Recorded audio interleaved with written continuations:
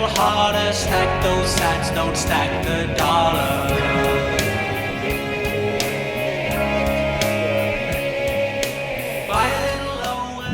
Right then, now I'm here with my friend George. Hello. Who is a complete newbie to Bitcoin.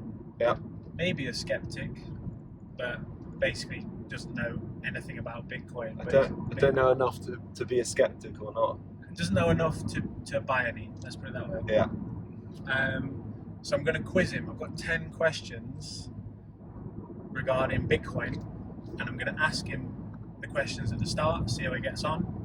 Then he's allowed to ask any questions, and I'm going to try my best to answer them. And then at the end, I'm going to re-quiz him and see if he's improved his knowledge. And then hopefully see if he's convinced enough to open his own Bitcoin wallet and buy some. Pressure's on. Like, is there any link between mining that and Minecraft, the game?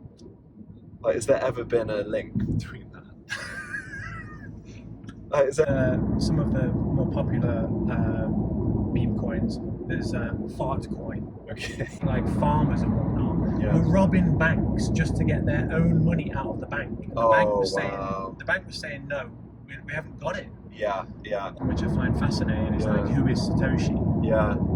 Well, it's a bit like Banksy, isn't it? It's asking to be rich. They're just asking to not be dehumanized debt slaves. Yeah, And Bitcoin is the solution to that. I see. Okay. I'm starting to get it. Oh, good. Right then. First question. Yeah. What is Bitcoin? Is it A, a company? Oh, do I get? Yeah. Oh, good. Is it A, a company? Yeah. B, a physical coin? C, a digital currency? D, a video game token? Well, I believe it is C. Correct. Okay. Bitcoin is a digital currency. Phew. So that's one right. Something, Well done. yeah. Question 2. Who created Bitcoin? Was it A, Elon Musk? B, Vitalik Buterin? C, Satoshi Nakamoto? Or D, Warren Buffett?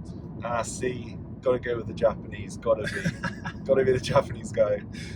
Correct. It Hooray! was Satoshi Okay. Nakamoto. I am guessing these, by the way. Although, yeah, whether he's a guy or not, nobody Okay. really knows. An entity. It's an entity. Yeah. Mysterious. Yeah. Question 3. What is the maximum supply of Bitcoin that can ever exist? Is it A, unlimited? B, 1 million? C, 21 million? Or D, 100 million? I think it's unlimited. Uh-uh. Ah. It's C, 21 million. Okay. Bitcoin is a hard cap of 21 million coins, making it scarce by design. Right. Okay. Question 4. Who runs the Bitcoin network? Is it A, a single company? B, the United Nations? C, a government agency? Or D, a global network of users?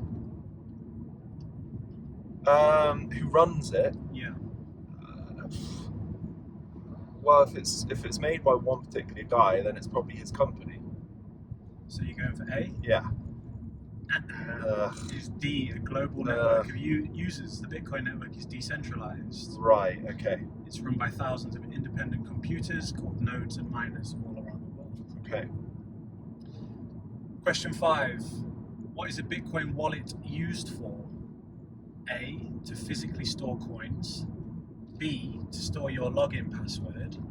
C, to send, receive and store Bitcoin. Or D, to mine Bitcoin. Bitcoin wallet. What is The it wallet used itself. Something to do with storage. Which one was it? What was the first? for? A is to physically store coins. Oh, yeah, B it's is not to that. store login password. Yeah. C is to send, receive and store Bitcoin. D is to mine Bitcoin. Sounds like C. Correct. Okay. That is to send, receive and store your Bitcoin. Okay. I've lost track of how many you got right. I'll check at the end. Not all of them. That's the point. Question 6. What is a private key? A password for your email. B, the public address for receiving Bitcoin. C, a secret code that gives access to your Bitcoin. D, the code for mining Bitcoin. Oh. Private key. The key for mining Bitcoin, D. Incorrect. Oh, come on. It was C. It's a secret code that gives access to your Bitcoin. Ah, right. Okay. Question 7. Which phrase is often used to emphasize Bitcoin ownership? A. Not your money, not your vault. B. Not your keys, not your coins. Right. C. Keep calm and hodl. Or D. Buy the dip.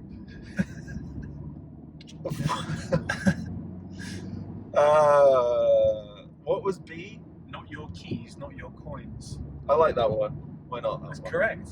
No way. You're correct. No way. This popular phrase means if you don't control your private keys, you don't truly own your Bitcoin. Right. E.g., Okay. if your Bitcoin is stored on an exchange, a centralized exchange. Okay. Question 8. What is a Satoshi? A. A type of Bitcoin wallet. Yeah. B. The creator of Ethereum. C. A tiny fraction of one Bitcoin. Or D. A mining machine. What is a Satoshi? Mario character. It's it's a. Sorry, what was D? D was a mining machine. A mining machine. Yeah, why not? It's that one. It's a tiny fraction of one Bitcoin. Okay. It's basically the smallest unit. All right. Question 9. How can someone buy Bitcoin? A. Only from the bank. B. Only from a friend. C. On a cryptocurrency exchange. D. You can't buy it anymore. You can definitely buy it still. Buy it from a friend. Buy it from bank, or buy it from Cryptocurrency exchange. That also sounds made up, but cryptocurrency exchange.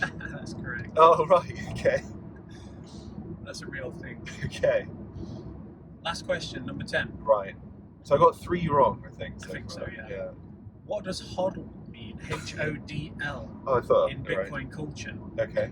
A. Hold on for dear life, aka don't sell during dips. Right. B. Help others do listings. C. Is a mining strategy. D. Is a type of wallet. HODL. H-O-D-L.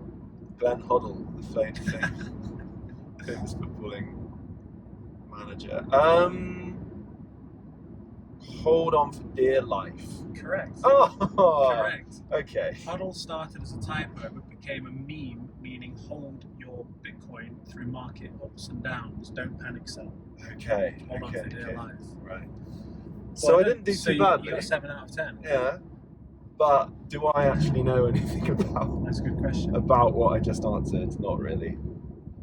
So now it's your turn to ask me questions. Right. Okay. So. Bear in mind you've seen some of my Yeah. videos I put out. Yeah, so I've seen some of your videos, and you know, you make it kind of accessible, but at the same time, there's a lot of lingo and stuff. So, okay, is Bitcoin's a cryptocurrency? Right. Let's start simple. Why is it cryptocurrency? What's the crypto bit? Cryptographic.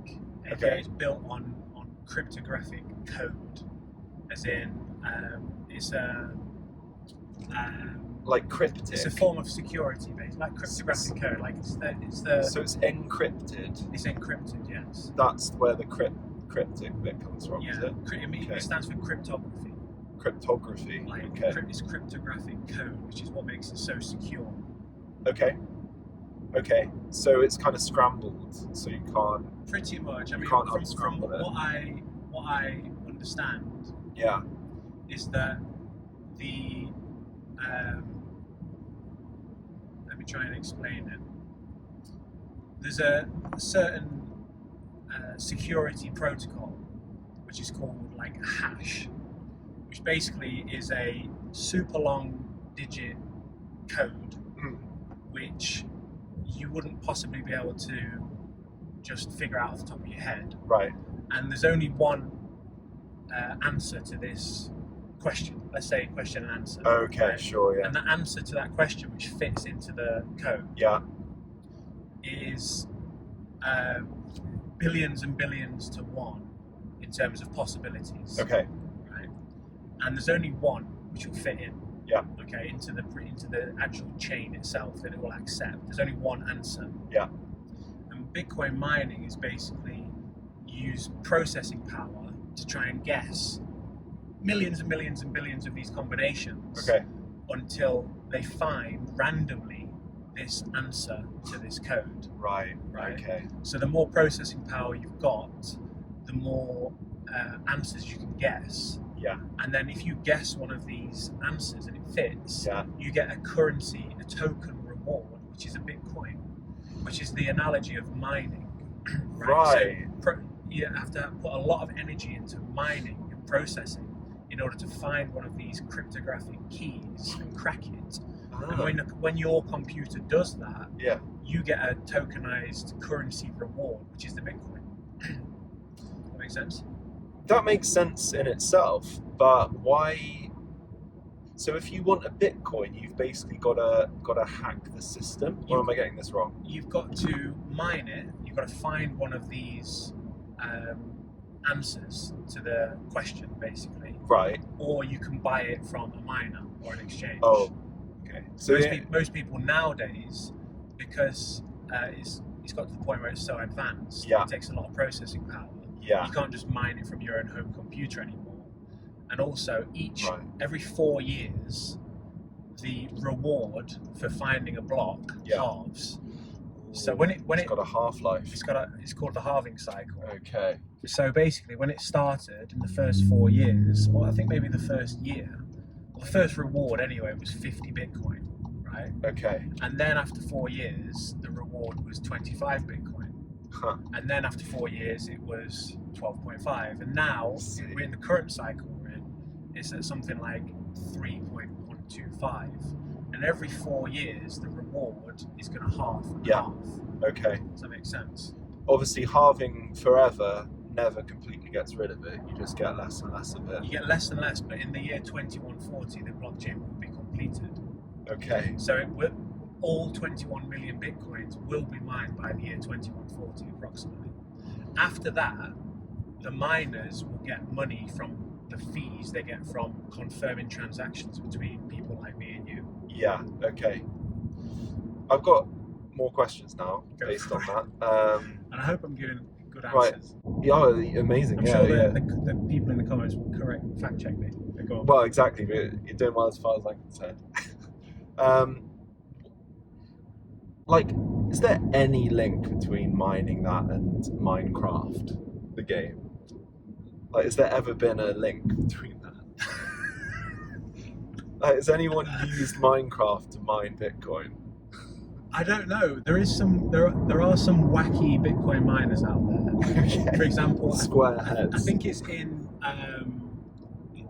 El Salvador, where they're using their volcano. They're using the geothermic energy from their volcano. Yeah. They're harnessing that energy to Yeah. mine Bitcoin.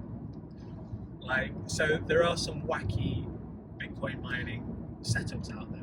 But Okay, in terms of so- Minecraft, So with the harvesting of energy thing Yeah. is because you need to power a computer that's powerful enough to be able to find this unique code, yeah, and it takes a long time for it to go through that process too. correct. So you save money. Like, if you were to run that off the national grid, Yeah. it would cost you more than it would to just buy the Bitcoin. Is that right? Yes. Probably.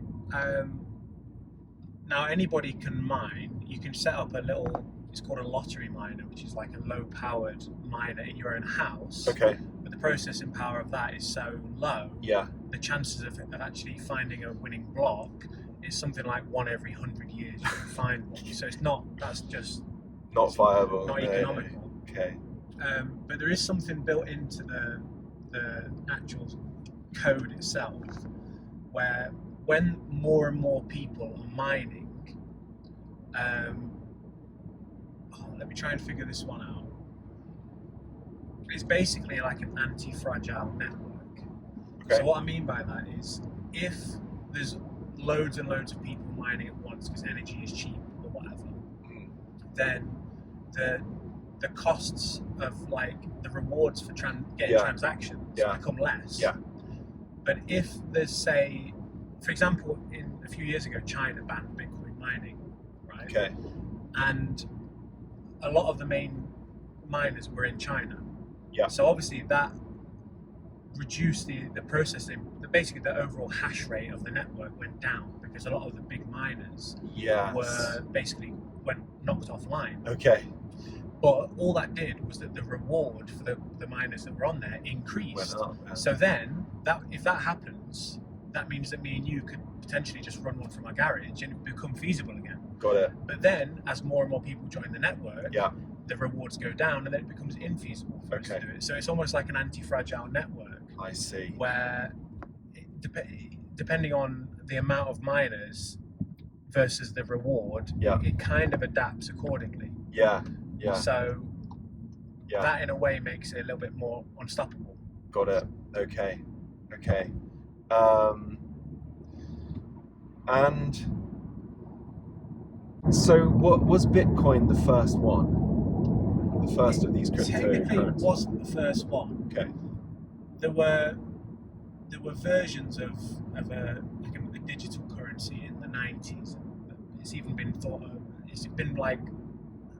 of before. Yeah. There was one called like hash cash or something. Okay. Like in the 90s. Yeah. But Bitcoin was the first decentralized one, as far as I know. I don't know much about the history of it before Bitcoin. But Bitcoin was the first major cryptocurrency that we know today. Okay. And as far as I know, it's the only decentralized digital currency out there. Okay. But it was because the idea was there, but the technology wasn't there. Yeah.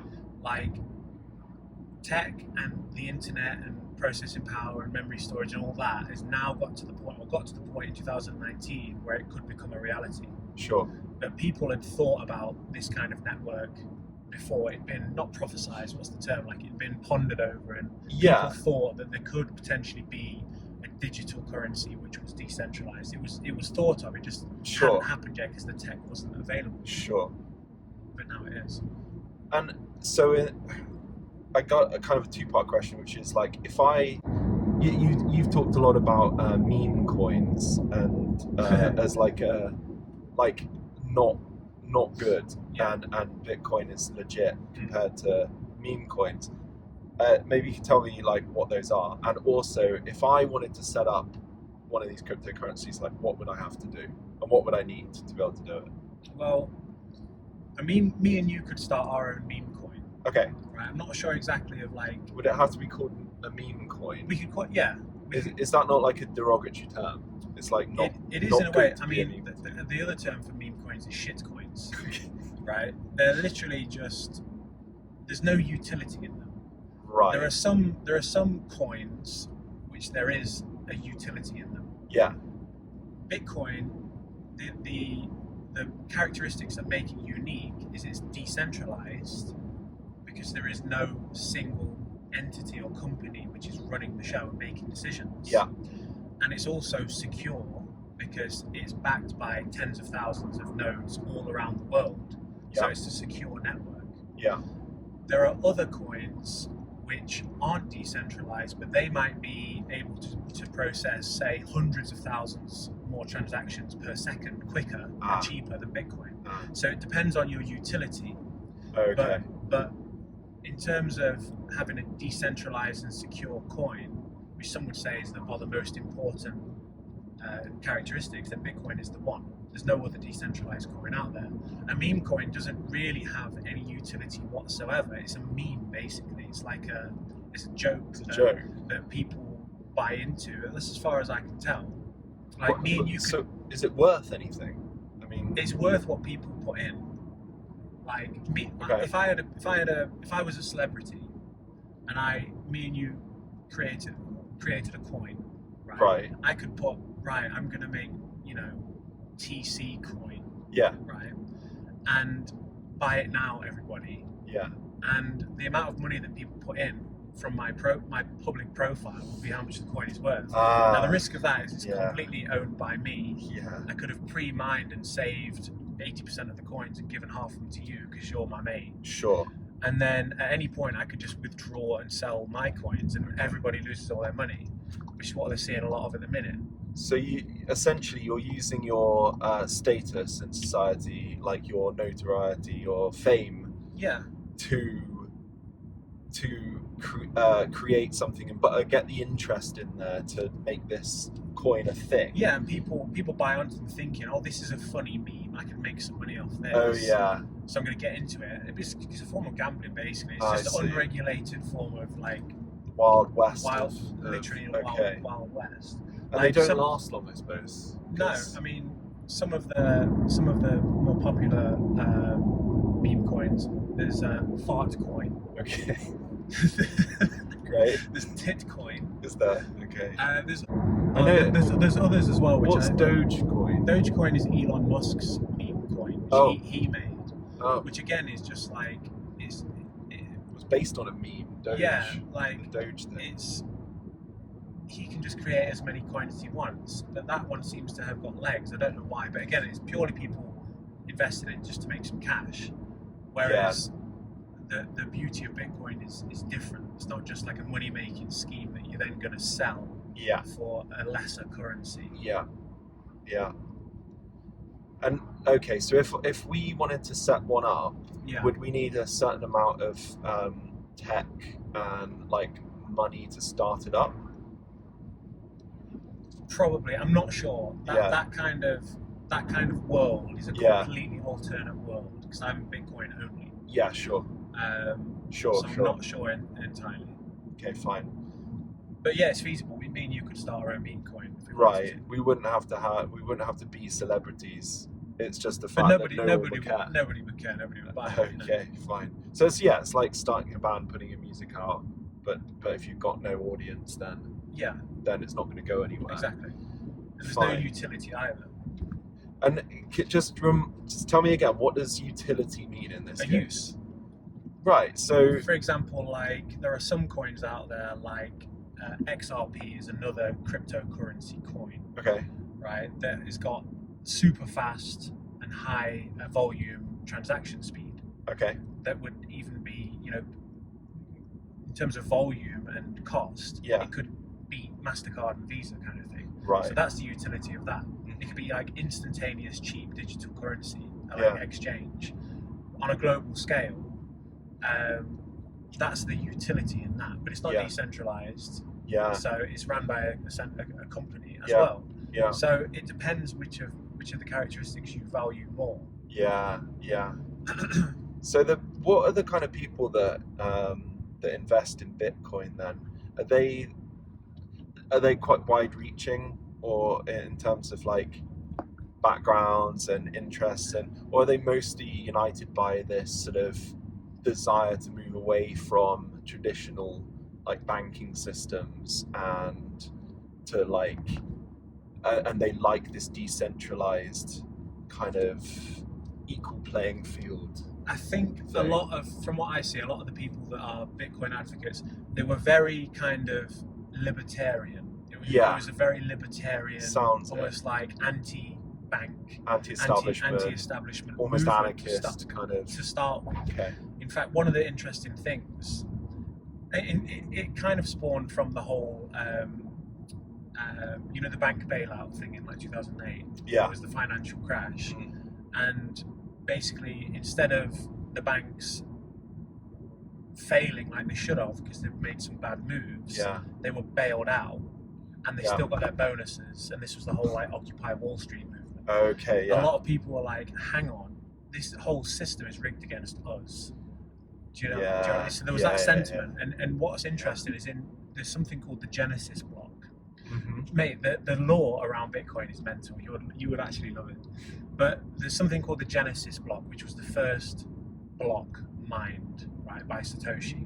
Okay. Hidden in the code of that first block was a newspaper article that referenced the 2008 bank bailouts. Amazing. So basically, from its start, this was designed to be an alternate, fairer, more ethical moral system against the centralized scam debt-based system that is the banks. Okay. Right? Yeah. It also proves that the Genesis block couldn't possibly have been mined any earlier than that date, because the newspaper article was referenced in there. So it proves that there was not a lot of pre-mined blocks, which is an issue with some of these meme coins. Like, you can pre-mine yourself and then release it. Yeah. So it proves that it was, you know, from the start was like an ethical kind of middle finger to these central banks. Yeah. So in terms of what kind of people are into it, it started as, there was a term called cypherpunk, which was basically like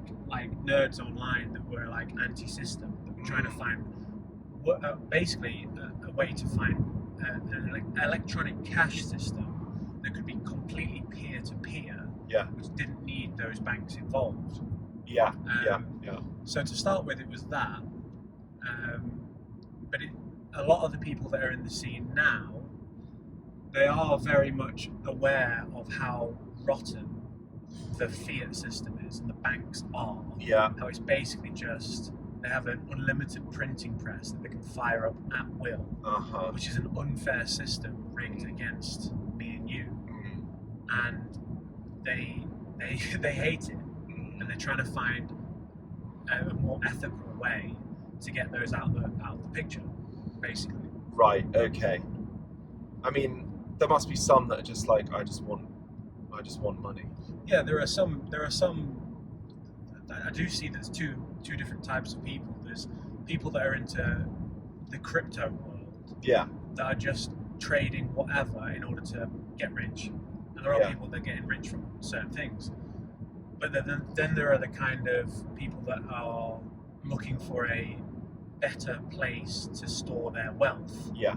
Because they don't like the fact that every year their savings in their bank, the value and the purchasing power goes down and down and down. Yeah. It's being inflated away, and there's nothing they can do about that. Yeah. If the bank decides to print more cash out of thin air, they're basically taxing and stealing your value that you've worked hard for.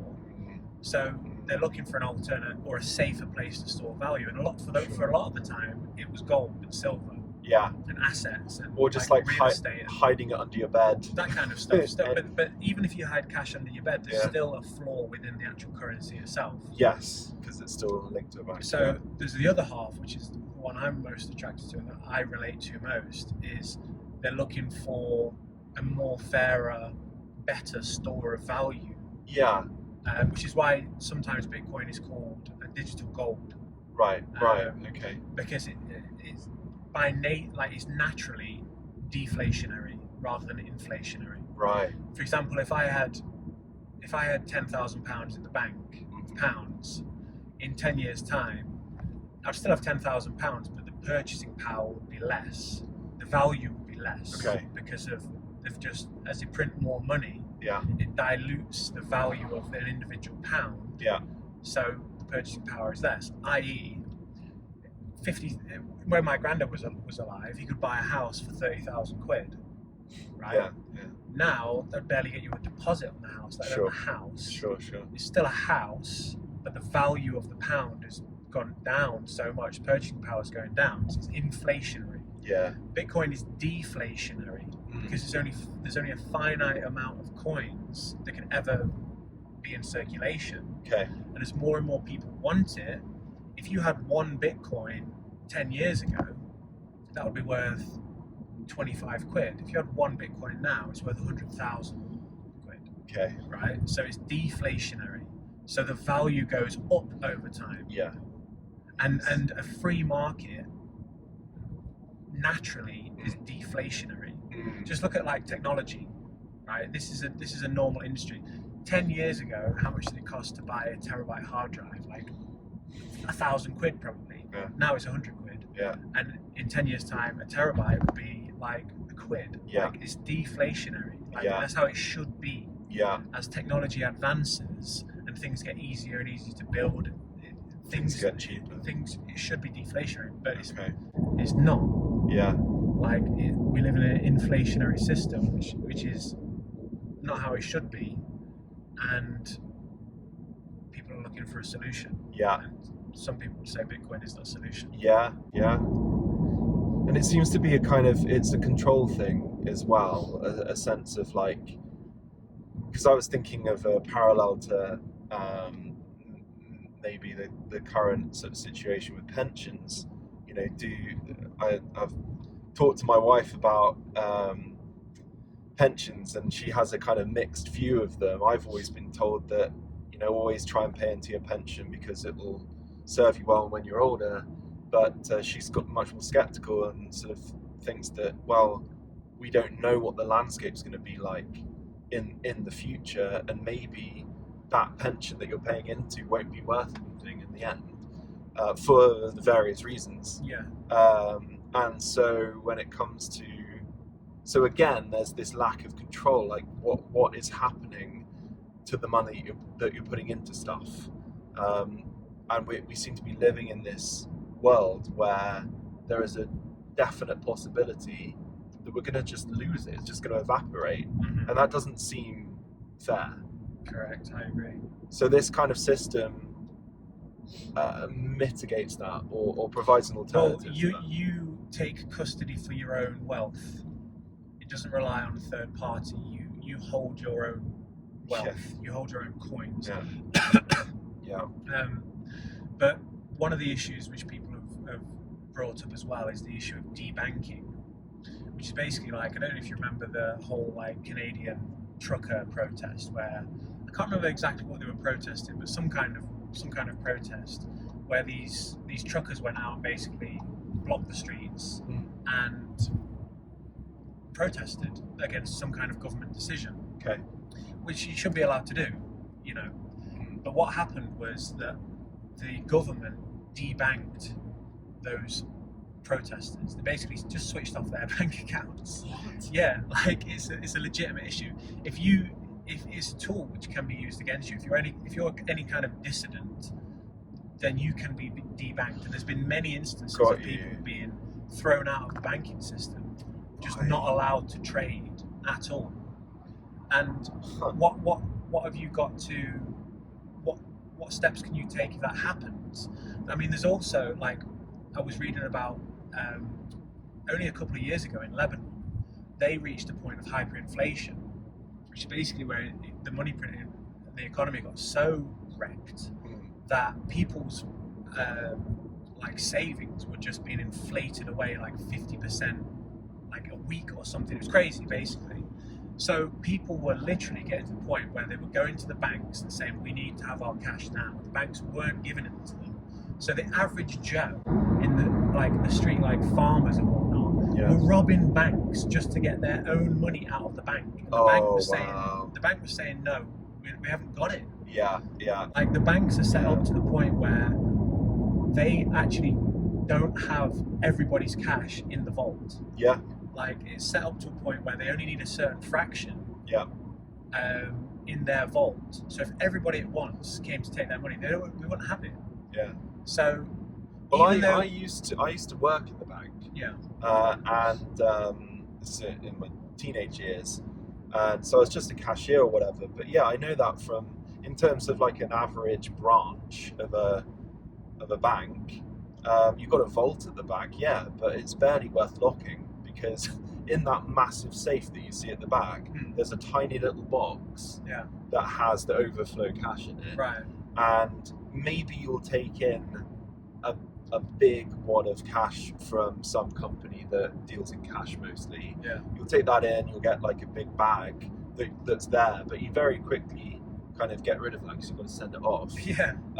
So if everybody came in at once, and said, can I use my cash? It's like, well, they haven't got it. Exactly. You can't just draw all that stuff out in cash. There's you don't have, and it was quite a wealthy area too, so people could legit have done that. Yeah. And we would be like, sorry, we've run out of money. Yeah, I mean, it's happened before, where there's bank runs where the people don't feel like their cash is in a safe place, so everybody's just queuing up to get all their cash, and they just don't have it, and then like riots ensue. Like, so, well, in some ways, like, people forget that a note is an IOU. It's not worth anything, is it? That piece of paper, it's not worth the fiver is not worth a fiver.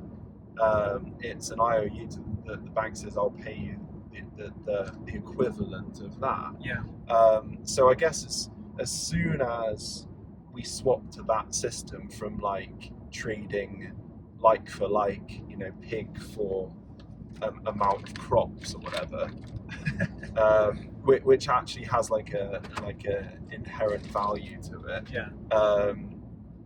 Decided by the two parties, like, oh, like I'll give you this much corn for this much pig or whatever. As soon as we started doing IOUs and like I promised to pay the bearer so and so and all that stuff, it becomes like this ethereal thing rather than a concrete value. Well, there was a step in between those two which I missed out, which was basically the gold standard. Okay. So gold became one of the biggest and best stores of value. It probably still is. But it used to be very impractical to transport. So what happened was a bank or a country would have a certain amount of gold, and then they would print paper money 1-to-1 backed by gold.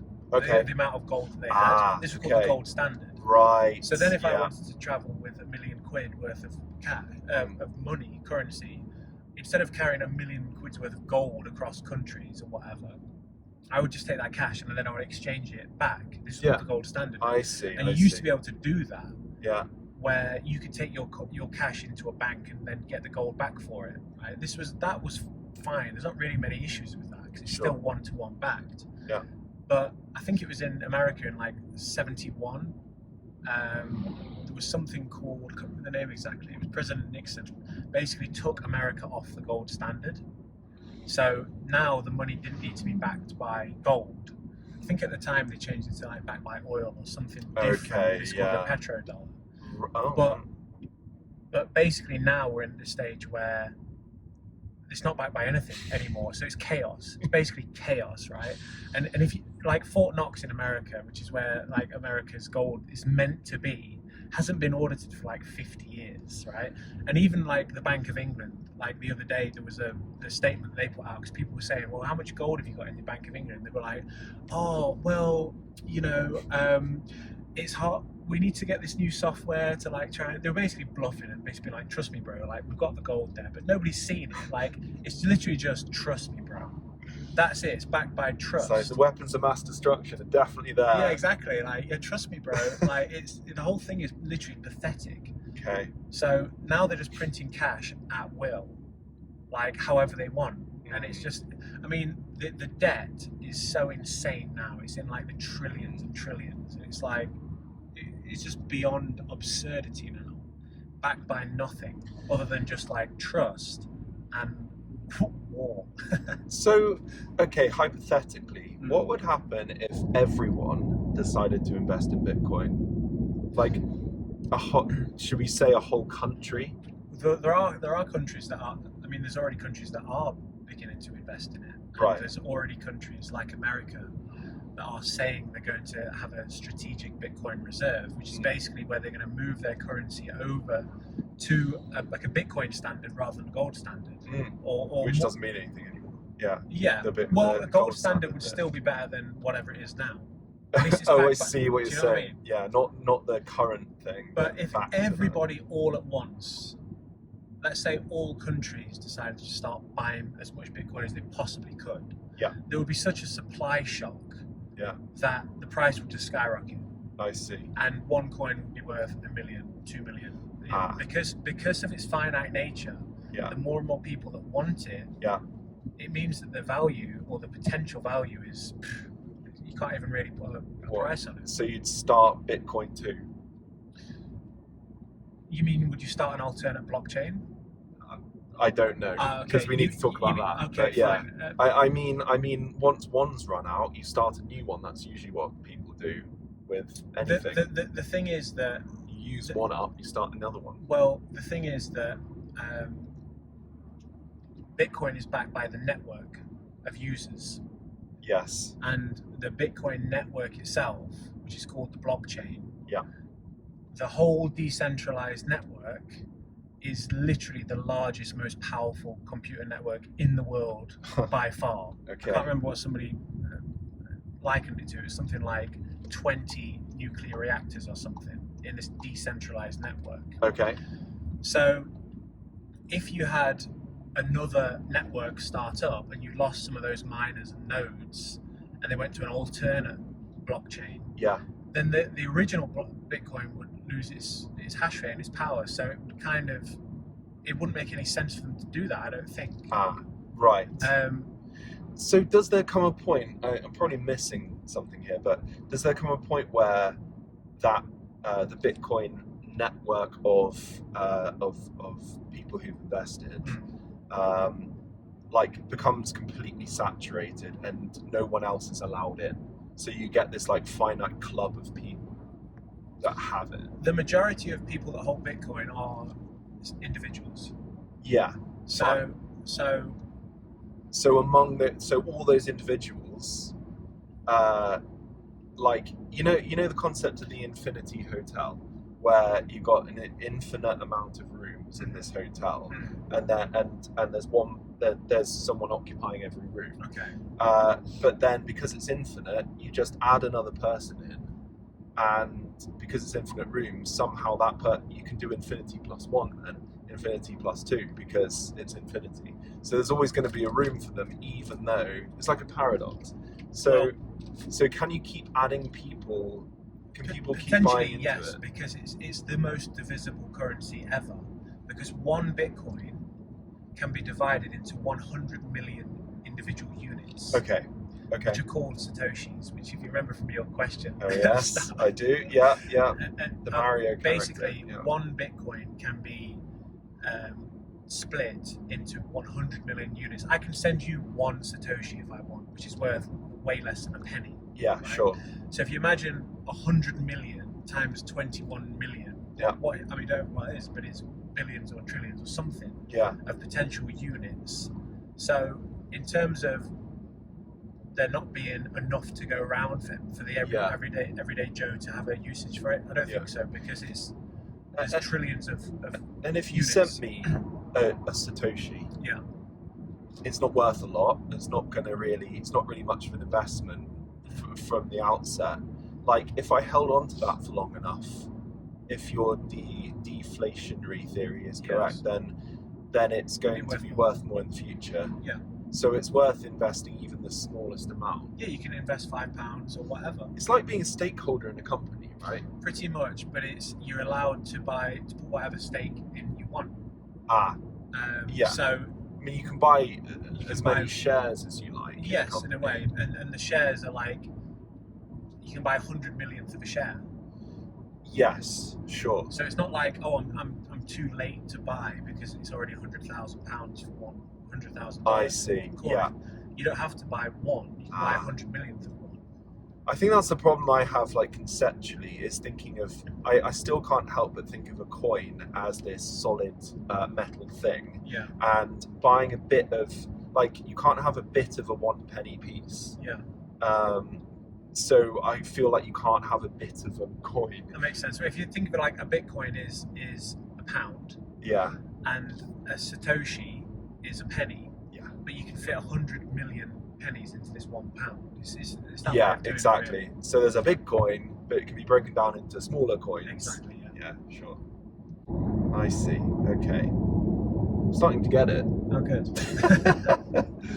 So I think it's time to go on to the question of blockchains and what all that is.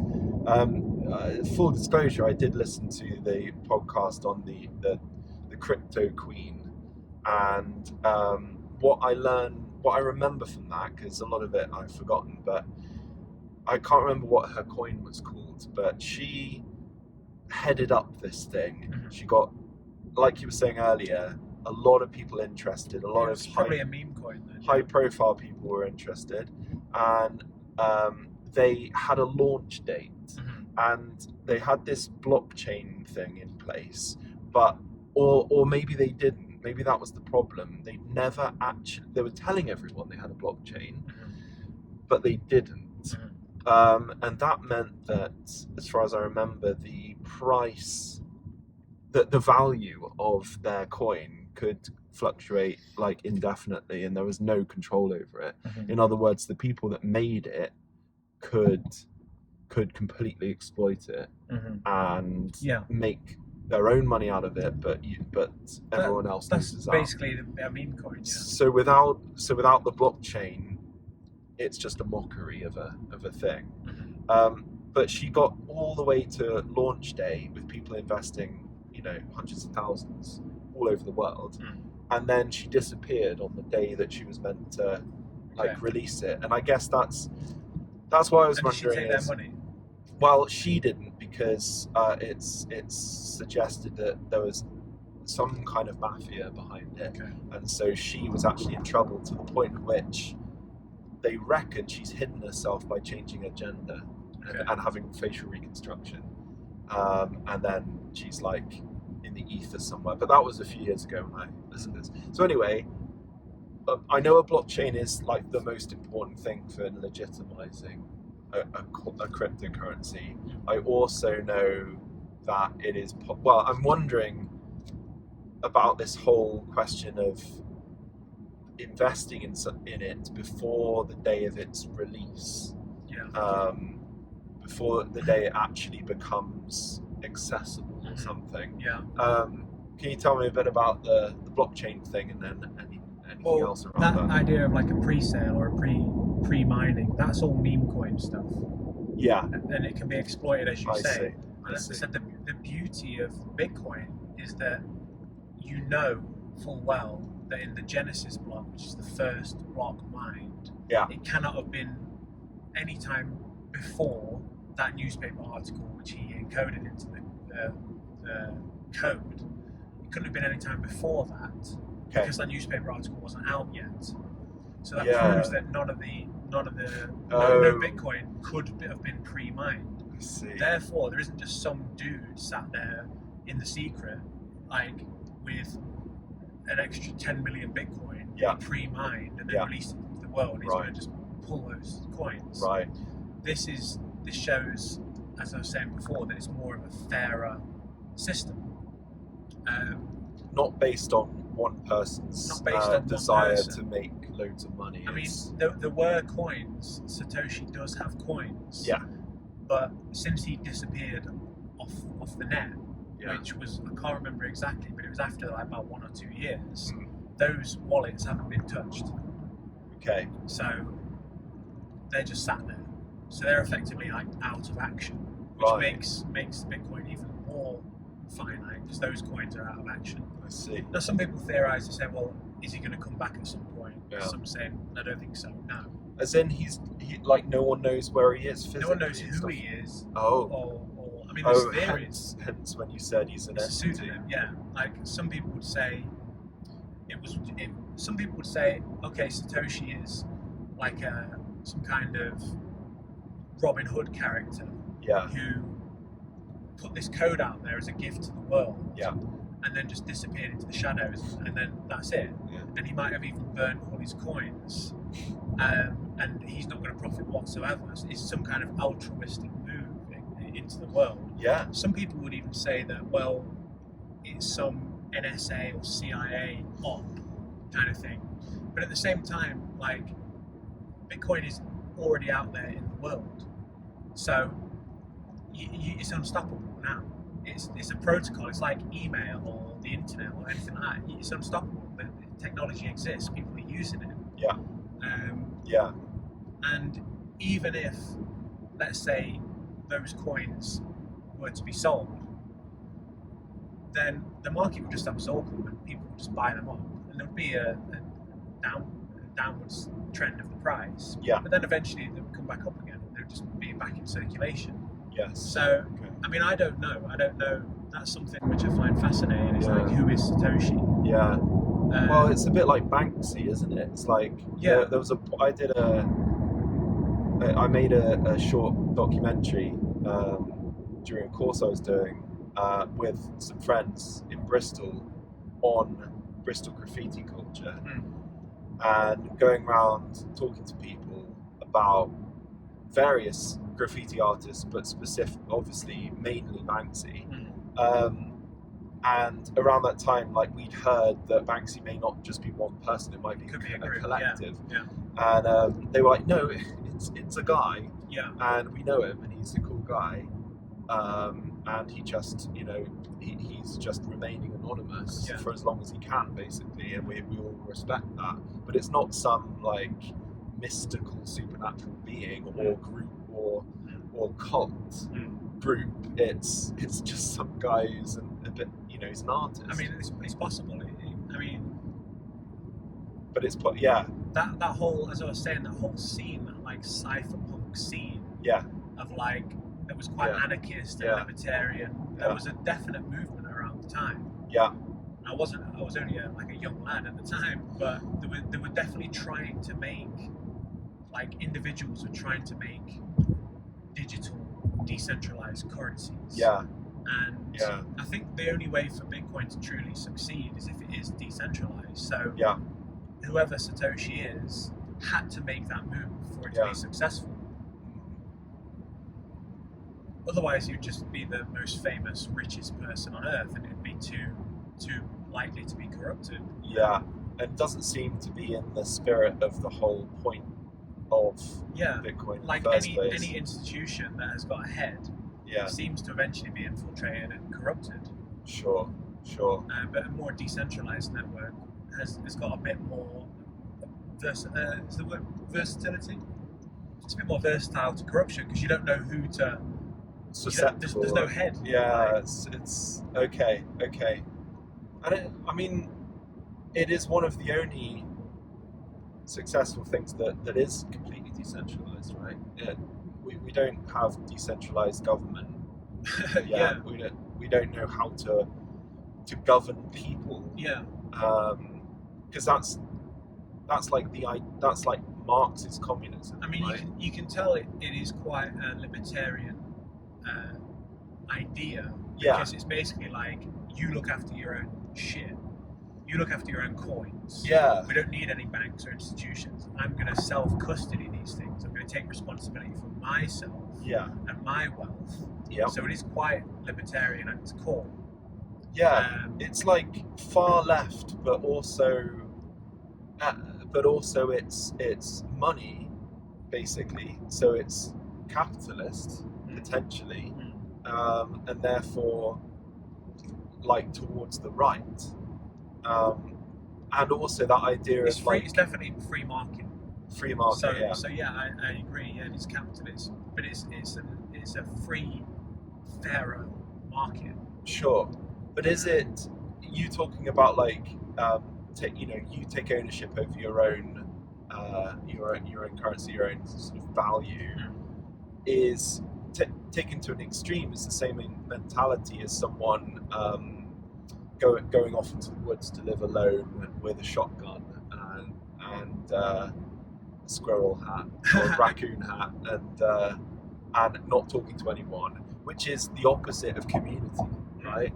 But Bitcoin seems to be, especially from the comments on your videos, like you're building a little community there of people that talk in terms of, helping each other out to understand this, and it's like a brotherhood. I mean, it seems more human. It's completely more human. But the fiat debt system is dehumanizing. Right. Like, I mean, it's a form of debt slavery in a way. Like, the whole system is based on like usury and debt. So if you get somebody trapped in debt, and they have to then work for the rest of their life, and they can only just about pay the interest on that debt, they can't thrive freely as we should be allowed to. And that's a form of economic slavery. And the whole system is based on that. It's completely unfair. You have the elites at the top, the bankers at the top, who, if they make a mistake from committing fraud or bad decisions, they get bailed out. They bail themselves out at the expense of the 99% who, when more money gets printed to bail out the bankers, everybody else's wealth has just been debased and robbed from them. So it's an unfair system. Yeah. It's anti-human at nature. It's dehumanizing. Right. You know, and there's a sentiment within people, the average Joe, even, you know, like that lady in the video.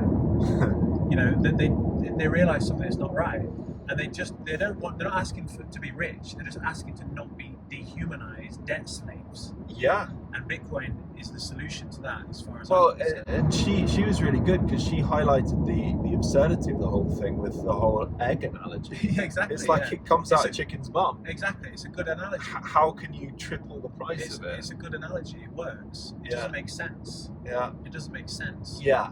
And so the more that we live in a world that doesn't make sense, the more you're scrambled. Yeah. And yeah, no one knows where they are. It's like and dehumanized. Dehumanized, yeah. And you know, now my granddad. I mean,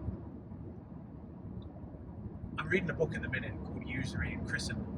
Right. And it talks about in medieval England in the 13th and 14th century, a medieval peasant could work. It was normal for a medieval peasant to work 14 weeks a year and then have enough money from that 14 weeks of work to support his whole family for a year. Wow. That is before the debt system came into place, right? But that sounds like some kind of fantasy utopia. But this guy was a medieval peasant in England, right? What did he do the rest of the time? Was my question. Support his family, did whatever he wanted to. Yeah. Chilling. Yeah. You know, do whatever. Bring up his kids, whatever. Do whatever it we're is. passionate about. Yeah. You know, you know, not just work. Yeah. On a smaller scale, my granddad had a job, and he supported his family just on that one job. Okay. But then my parents, both of those had to work, and now it's getting to the point where our generation, both men and women have to work, and they still can't make ends meet. Yeah. So the value of this currency is just becoming more and more and more worthless as it's being inflated away. Like the whole system is broken. Yeah. And it's causing a whole host of problems. Yeah. Because of that. The disillusionment's a massive part of that, and that's where it seems this sort of thinking comes from, to decentralize and to do something about it, do something radical. Yeah. In all sorts of walks of life, but this is one particular way. Going back to the blockchain thing, can you explain to me what it is, and is it a physical thing? No, it's digital. It's digital, but as far as I understand, like there is something physical at some point. Well, the computers itself is the physical aspect. And isn't there like a lot of things buried in Finland or something, like big, basically hard drives? Maybe I've not heard of that. Maybe I got that from that podcast of sort of. I mean, there hard drives the size of buildings. Yeah, sort I mean, of buried underground. there are like farms now, basically like huge farm-size industrial warehouses, which are just processors. Yes. That are just mining Bitcoin and supporting the network. That's it. They just sort of tick over. So in a way, that's the physical part. Okay. It's decentralized. So like, these are dotted all around the world. I think there's like 10,000 plus different nodes. Okay. But this technical side of things, I'm not that up on it. What's a node again? As far as I know, a node is just something that verifies the transactions on the Bitcoin, on the network itself. It makes sure that the blockchain is valid. It asks for proof of work, and it validates that you've got a legitimate piece of the code, piece of the blockchain. Okay, whereas a miner is actually trying to find the blocks and mine the blocks itself. Yes. But anybody can run a node. Me and you could run a node in our house. It'd be relatively cheap. Mm-hmm. It just needs to be connected to the internet. Yeah. And it helps decentralize the network because the entire blockchain is downloaded onto our computer. So if basically all of the nodes go down apart from us, then we're still running the entire system ourselves. Yeah. So each node, as far as I know, has a copy of the entire blockchain itself. Right. Does that make sense? Yeah. And then you can also validate your own transactions via your own node as well. So you're basically supporting the economy, supporting the ecosystem by Right. running a node, I see. which anybody can do. Okay. Yeah. It keeps it decentralized. Yeah. I see. Does that mean like keeping your computer running 24/7? Yeah. Alright. I mean, you can turn it off. Yeah. They can go offline. Yeah. And then you just turn it back on, and then it downloads the latest, what's been mined since, and then it can get running again. Right. In fact, what makes it versatile as well is that, say that like the electricity grid, it needs to be running 24/7, Yeah. and if it doesn't, then chaos ensues almost. Yeah. But if there's a spike in like electricity cost where you are, Yeah. your node can just be turned off instantly, and it wouldn't really affect anything. Yeah. You can just turn off. Oh, the price has gone up too much, so I'm going to turn off. Yeah. When the price dips again, then you can turn it back on at will. So there's an added versatility there with Bitcoin mining and node running there. I see. You can turn it on and off at will. Okay. But that side of like technical things that I'm not that up on. I need to do more research myself. But so the blockchain is called because I always thought a blockchain was called a blockchain because it blocked something. No, it's a chain of blocks. Basically, a block is a bundle of verified transactions. Verified transactions. So So- a bunch of people. So say I wanted to send you some Bitcoin. Yeah. Right? It would take something like 10 minutes for it to process. Yeah. Right? So I send some coins to you. Mm. That would then go into like a holding room, like a waiting room, which is called the mempool. Right? Okay. And my transaction, along with a bunch of others, gets bundled together into a block. Okay. Okay, that block then needs to be verified that all those transactions are legitimate, Right. and that I think the node can do it as well, but the miner will have to do that as well. Yeah. And then once it's been verified, it then gets added to the blockchain. Basically, that all of these coins are legitimate. They come from the previous blocks, and these have all been verified, added onto the chain. And then that happens again, there's another block to the chain. So each time a block gets added, the security of the network gets upheld even more. Right. Does that I make see. sense? Yeah. Okay. So I wonder this whole thing of the crypto queen when. So it's like this block adds to this block. Yeah. And then you've got this block has got the first two blocks in it as well. And then the fourth one has got this one, and this one. And this one. It's a chain which cannot be, you can't just add some random. This is why you can't print more Bitcoin out of thin air, because it needs to match up with the previous blocks. Okay. So it means that it's secure because it's It's like matching itself up to the previous ones. Exactly. So you can't just then add in your own fake coins, because it would have to match up with the previous coins, which are actually securely verified by the largest computer network in the entire world. Right. Okay. And another dumb question is There's no dumb questions. well is Maybe dumb answers. a pretty obvious one, but you want to spend this stuff, Yeah. right? Because so far we've talked about it almost like it's this investment tool. Yes. You invest in it, you keep it, it grows.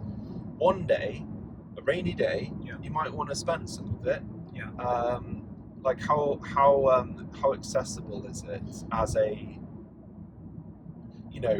for anything from up to like everyday stuff that you want to buy, your shopping, whatever, up to Buying a coffee, for example, or buying a yeah, house. exactly, up to buying a house or like investing in real estate or whatever. Well, that's a pretty multiple questions there. Okay. But it's also a bit of a debated topic as well. Okay. But Can you take me through like the practical steps if you wanted, like the amount that you've got so far? yeah, How do you withdraw it? basically, if you think back to why a lot of people that are sold on Bitcoin are buying Bitcoin Yeah. and holding their value in Bitcoin, Yeah. it's not to buy coffees as such. It's because they're aware that the fiat system Yeah. is crap and crashing and devaluing. Yeah. Right. So a lot of people are storing their savings in it because they think it's a better store of value. Got it. Yeah. Right? So that doesn't mean you can't use it as a currency. Yeah. Now, there's something I was reading about called the blockchain trilemma, right? Okay. Which basically means the characteristics of a blockchain. If you imagine a triangle, what makes a good blockchain? Decentralized, Yeah. secure, scalable. Okay. Now the blockchain trilemma is that you can only ever have 2 out of 3 of these. When you start moving towards the third, you compromise the other 2. Okay. Now, as it currently stands, it runs and it's been decided almost that what the beauty of Bitcoin is that it's decentralized, so it needs to stay decentralized. Yeah. It's also secure. It needs to stay secure because if it's not secure, then It's a waste of worthless. time. It's Yeah. worthless. If it becomes more centralized, then again, as we said, it can lead to corruption and whatnot. So And those two, It loses its entire it will original value essentially system. go to zero because people will Its whole ethos is exactly.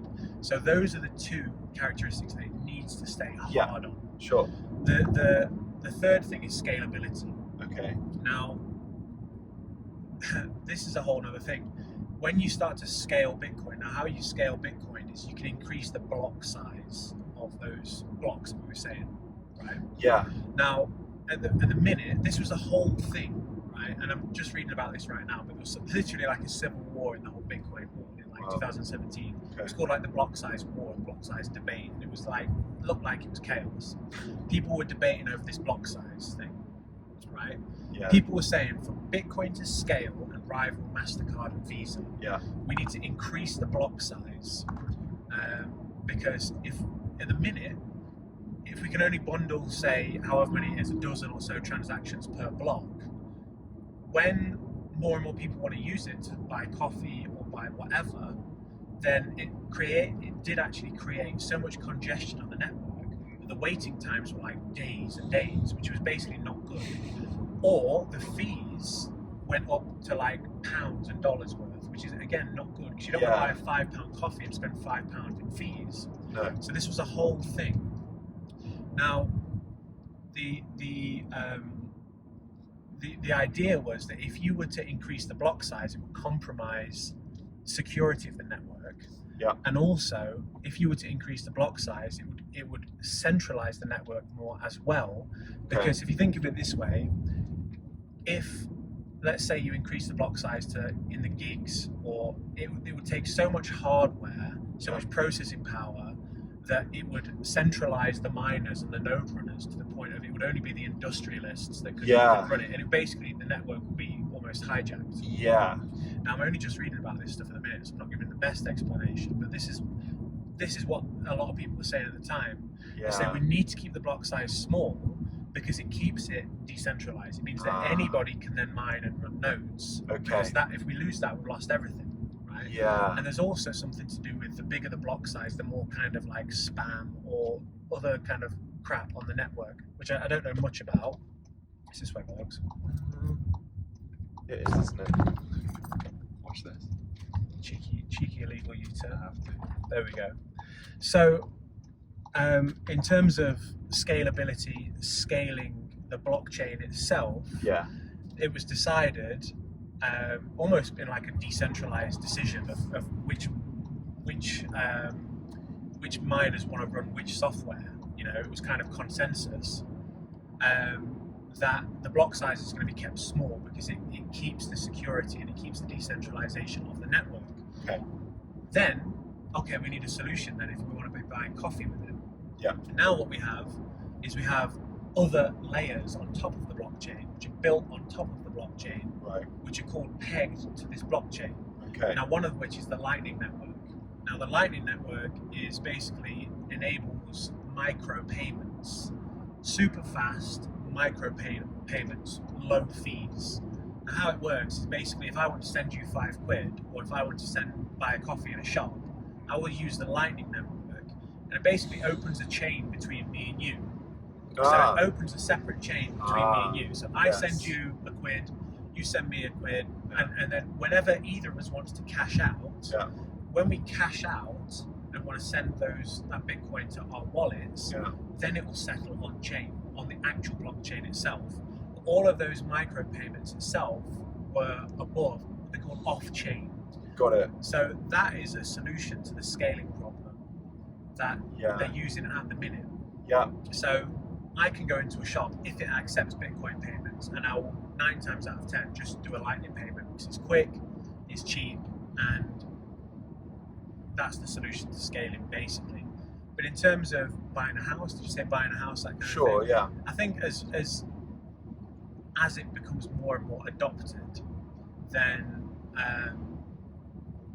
who knows? You know, people maybe selling houses with Bitcoin, or maybe it'd be more of a peer-to-peer thing as it was meant to be. Like, I want to buy your house off you. I'm going to send you directly that much in Bitcoin directly to your wallet. Yeah.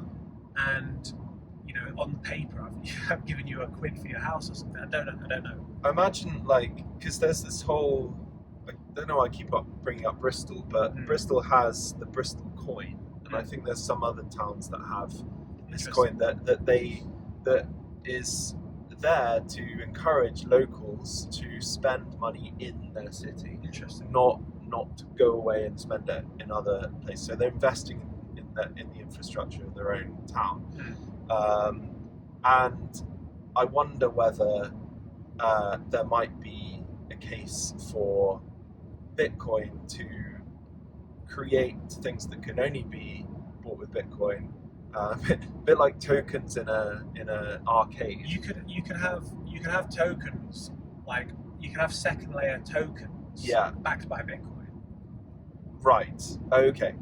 And then, so I was thinking of like bit houses. So you've got a bunch of houses you could buy, but you can only buy them if you've got Bitcoin, and so that's the trade, and it's almost like a kind of, well, you've got Bitcoin, I've got Bitcoin, we want to keep this thing going. Yeah. So when there will no doubt be networks and like social media like groups in the future. Yeah. That are exclusively Bitcoin. Like, I want to sell my house to only Bitcoiners for Bitcoin. Yeah. No doubt that will pop up when the ecosystem grows. Yeah. If it continues to take off as it is. Yeah. So I mean, it's basically an entire new financial system which is growing up, you know, from the bottom up. Yeah. That is rivaling the one we've got. Yeah. And it's still in the stages where a lot of people are skeptical. Yeah, it's still early. Yeah, a lot of people are too afraid. But that's like, it's like any early adopters, any technology, versus the skeptics. Exactly. Yeah. So it'll take, and who knows how long it will take. We're still in the early adoption phase, definitely. Although in the internet age, everybody's connected. Everything goes a lot quicker than it used to. Yeah. So I would speculate that the adoption is going to be a lot quicker than even the internet itself, because now we have the internet. Yeah.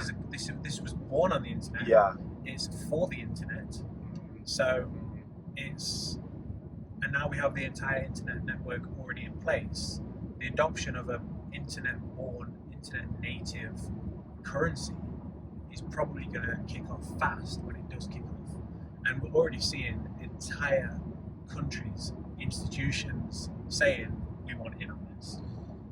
The more that do that, the more it legitimizes it. Exactly. And then it's unstoppable, like you were saying, like the internet or any other tech system.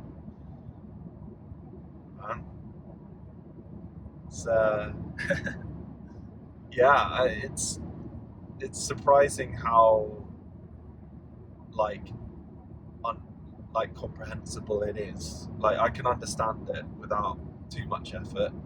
Not gonna necessarily remember all the words you said, but definitely the concept of it seems to be a lot less, maybe like murky, or that word crypto just seems so like sinister. Yeah. I don't know why. I know what you mean.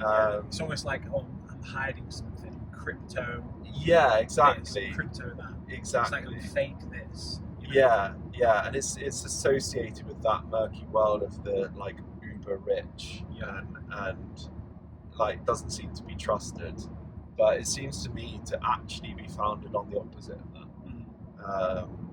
More equity, and it seems to be for the people rather than for the elite, as you say. It's actually taking steps to attempt to like eradicate that possibility. Very cool. So is it what you thought it was? It's not exactly. I think mainly because of the values that were inherent in it from the beginning. The ethos of it is very different from what I thought. Yeah, for sure. It's not this capitalist venture. Just another stock to investing. Yeah, another way for people to be obsessed with money. Yeah. At least not from what you've said. Very good. Am I convinced? Are you orange pilled? Am I orange pilled? Pill Yeah, I mean, I don't really want to be pilled in any way. It doesn't matter the colour, but I certainly I've certainly got the pill in my mouth. Have you been inspired to do a bit more research yourself? For sure. In a much more like, I'm not like delving into some secret world that I shouldn't be looking at or shouldn't be searching up. This is more like, this is actually quite a sensible thing. It's much more sensible than I thought it was. That's good. I think that's the word that I would use. It's a lot more like bit chill. More reasonable. A bit more logical, reasonable, logical that's than I interesting. thought. Yeah. Should we do this quiz again? Let's do the quiz. Yeah. You'll probably be able to elaborate on the answers a bit more now. Yeah. Question 1, what is Bitcoin? Right. A company, a physical coin, a digital currency, a video game token. So wait, you got this one right anyway. Well, still, but it's a digital currency that is kind of established as against the current system of banks, etc., to provide a service that's seemingly more it's decentralized. You get more control over what you invest in it, and it's more secure. Correct. So I've got that. A plus. Thank you. A plus. Who created Bitcoin? Do you remember the name? Yeah. Wait, it's Satoshi, right? Is that correct? Okay, Satoshi, I remember that off the. Do you remember what year? Oh no, but I think it's late 90s, isn't it? Or was it after that? There were. He created it. His white paper, which is basically like his manifesto. Yeah. 2008. Oh, 2008, the banking crisis. Yeah. Of course. Yeah, And I should have got that. I think it was like launched 2009. Got it. Yeah. You'll know this one. What's the maximum supply of Bitcoin that can ever exist? Oh, 21 is the number. 21 million. Correct. Second question. Yeah. How many units can one Bitcoin be divided into? Oh, do you remember? Well, it's a million. Wait, it's a Satoshi. Yeah. Which is a millionth. Is it? Close. So how many Satoshis in one Bitcoin?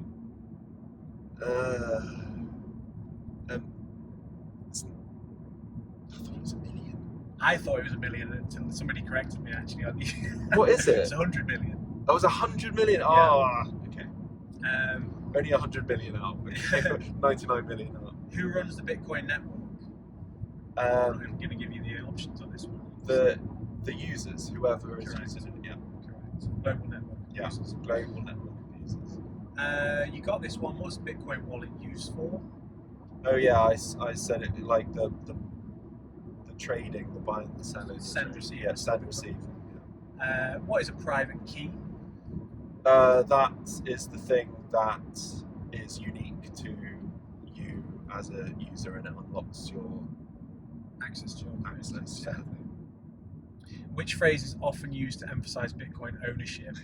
Not your money, not your vault, not your keys, not your coins. Keep calm and hodl. Buy the dip.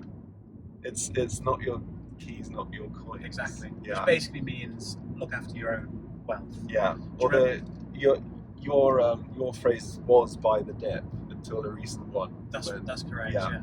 Yeah. I know it from the song. Do you remember what HODL stands for? Oh yeah. Wait. Hold on for dear life. Correct. What is a Satoshi? You've done that one. That's it. So you basically maxed out there. Hey. Well done. Well done, me. Very good indeed. There we go. Good teacher. Good student. Right. Call it a day? Call it a day. You're going to do your signature sign off. Yes. If you're not stacking, you're slacking. See you later. See you later. Buy a little lower, try a little harder. Stack those sats, don't stack the dollar.